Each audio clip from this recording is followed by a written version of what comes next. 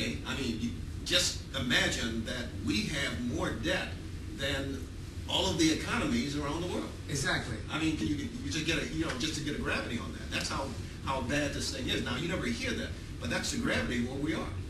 You know, and so I want to come back here because I want to talk about these instruments that we're talking about, because of the fact that we need to understand that in 1971, I want to use this as a launching pad here to get into the silver, but this is, I have in my hand here, this is a gold note. So when you tell them a gold certificate, it's a gold certificate. What is that? I mean, this gold. Wait a minute, I got some money in my pocket. I don't see no gold certificate on that. I'm about to start looking at my money right now. I got to go in my pocket and check this out. You know, I'm checking out these notes. These are Federal Reserve notes, see. Well, notes are not, there's a difference between what is a note and that which is the real thing here. It said this is good for all public and private note. This is Federal Reserve note. But I don't see nothing say no gold certificates or silver certificates on this at all. That's the whole thing, you see, is that now, back in 1971, if you remember Mr. Nixon, President Richard Nixon, took us off of what we understand as the gold standard. And the gold standard simply said that when you had this, in other words, $20, there was $20 in gold that you could redeem. In other words, you can get $20 worth of gold for this $20 gold certificate. Now, in essence, that is not the situation as we know it right now. Okay, because of the fact that that whole situation has changed because of the fact that during 1971 he completely took us off of the gold standard. So they just started printing this. So they started printing the paper. And they have no discipline. discipline. There's no discipline with it because obviously the more and more we try to do things to bring about what we call solvency, the more and more they're printing, it means that the dollar again is losing its value. Correctly. And so if they continue to do that, obviously it's going to destroy the monetary system as we know it. And so what I've been trying to get people in our group to understand. Wait, can you get a good close picture of this?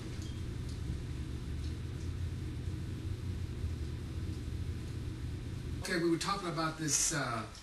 This is a gold certificate, and remember that in 1933, President Roosevelt, confiscated all gold, made it illegal for Americans to hold gold. But then prior to that time, in the early 1930s and 20s, the 20s and 1900s, they had $20 gold pieces. This is normal, like we have money, because this was real money that they had at this time. So, Dr. Mason, you have this silver certificate. What is that? $20? Well, this is a $20. Actually, this is actually a gold certificate here. And what does it say? Now, well, actually, that's why I have to bring out. Is this a U.S. Treasury? This is a U.S. Treasury.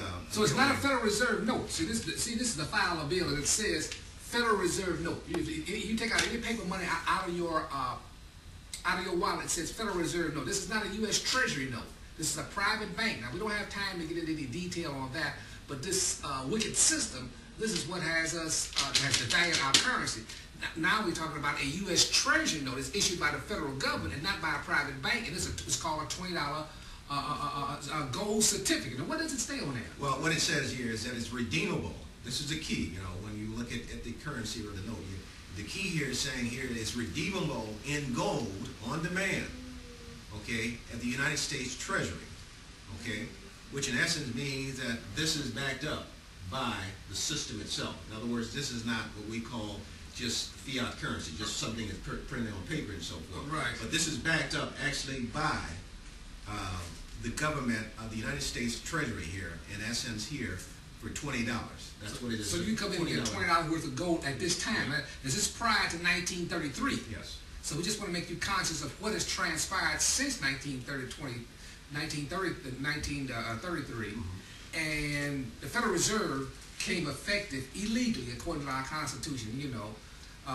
Only Congress had the power to mint money, but they turned this over to a monopoly system called the Federal Reserve. It's not part of the system. This started in 1913. So from 1913 to 1933, the Federal Reserve was printing gold certificates, and then all of a sudden, it changed because we was in a depression. That's right. So here we are with a fiat currency. Now, then what are some vehicles now? Let me say this before this. Can you tell me why is it, by the fact that President Obama, the first black president, that that was a phenomenon that you probably heard on the news, that there was an increase in guns and safes. Guns and safes. And what people doing with safes? excuse me, what has happened here is that people are beginning to buy these metals. And we're talking about gold, silver, and even copper.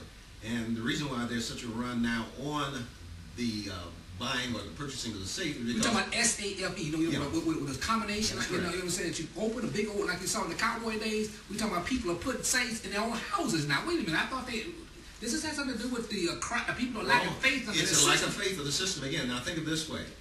For two reasons. One of the things we want to throw in there too, not just not buying guns, but they're buying ammunition in record numbers. As a matter of fact, I was talking to someone just a few days ago. They don't even have guns or ammunition. That's how rapidly this thing is deteriorating. But to come back to the safes here, the reason why people are purchasing safe, there's a record number of safes now being purchased, is because of the fact people have lost confidence in our banking system. In other words, they're taking their personal metals and so forth, and they're housing them, wherever they're housing them, in their own personal safe, because that suggests or says they do not trust the banks or the government with their real assets. So they're taking possession of themselves. So we have a phenomenon that proves that this is something that's happening. That's correct.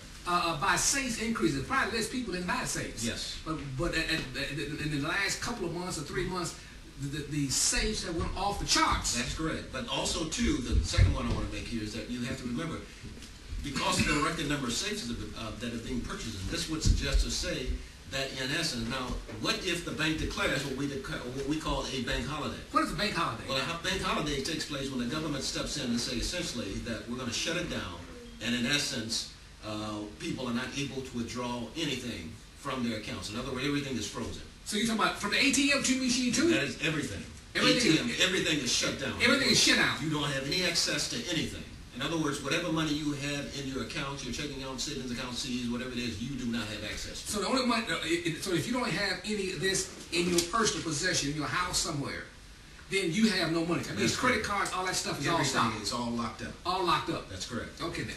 And when that takes place, of course, that means that you have actually put yourself in a position where you never want to be, because of the fact now you're not able to go and withdraw money just from the ATM machine. If you got to buy food or you got to get gas or whatever, you might be able to use probably a gas card, I'm assuming, but that remains to be seen. But we do know that anything that is tied to the bank itself, the banking system, will be shut down. And so when that takes place, obviously we got a major problem now, because again, that will be an outright panic. Exactly. People cannot get access to their money. Exactly. And so we're going to see that happen. Now that sounds like a thing people don't want to hear, but that's going to be the average consumer's worst nightmare, when they cannot get access to their monies. Yeah, and that's create panic. And it's going to create a widespread panic.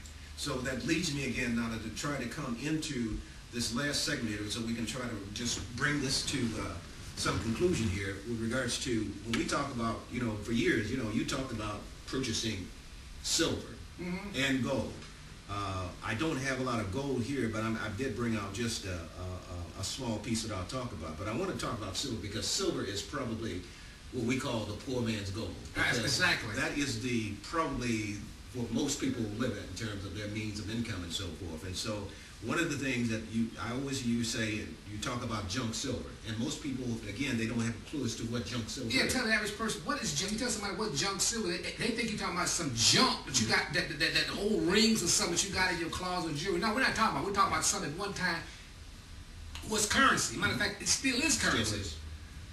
So what you elaborate? And so what we're saying, we use the term junk silver. In fact, let me just start up with the smallest denomination, because I love to use this illustration here because it's very powerful.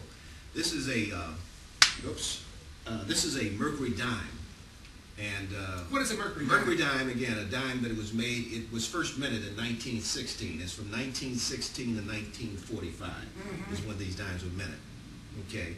After that, we had the Roosevelt dime, okay, which was from 1945 to 1964. But coming back to this here is that this one dime here now, these are being hoarded. These are very hard to get. But to give you an idea,